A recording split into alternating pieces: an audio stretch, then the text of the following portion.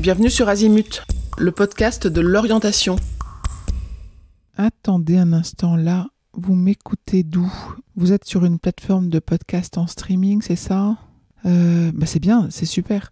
Par contre, ce que je pourrais vous proposer, c'est de vous rendre sur le site du podcast qui s'appelle azimut-podcast.com.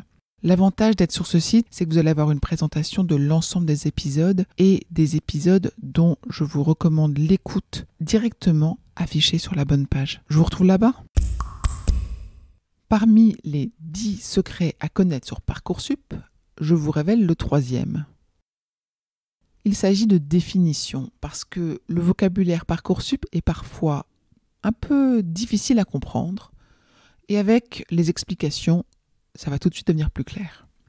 Alors, cet épisode, donc, c'est quelques définitions. Elles sont utiles et vous verrez, comprenant les termes, vous naviguerez plus sereinement sur Parcoursup. Commençons par attendu ou prérequis.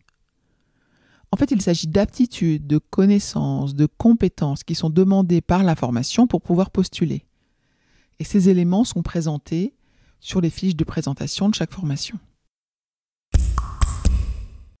Fiche de dialogue.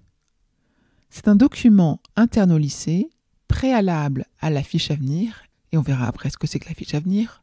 La fiche de dialogue, elle est située au premier conseil de classe de terminale, et elle sert à prendre connaissance du projet d'orientation, et elle formule des recommandations.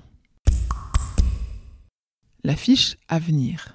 Il s'agit d'un formulaire administratif rempli par le corps enseignant et le chef d'établissement, finalisé au moment du conseil de classe du second semestre de terminale. Elle est chargée dans le dossier Parcoursup du candidat. Elle est accessible par les formations, mais le candidat n'y a accès qu'après la clôture des vœux.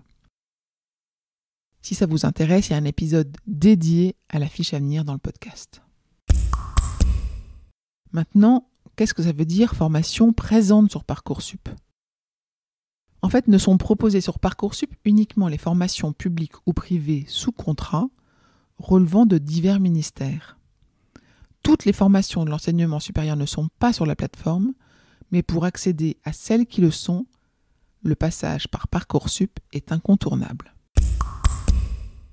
Que veut-on dire par formation en apprentissage ?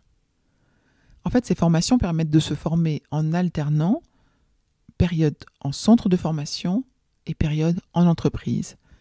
Il y a plusieurs épisodes sur le sujet de l'apprentissage dans ce podcast.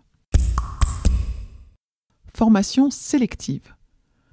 Pour ces formations, il existe un nombre de places limité proposé par l'établissement et l'admission est conditionnée à l'analyse de la candidature.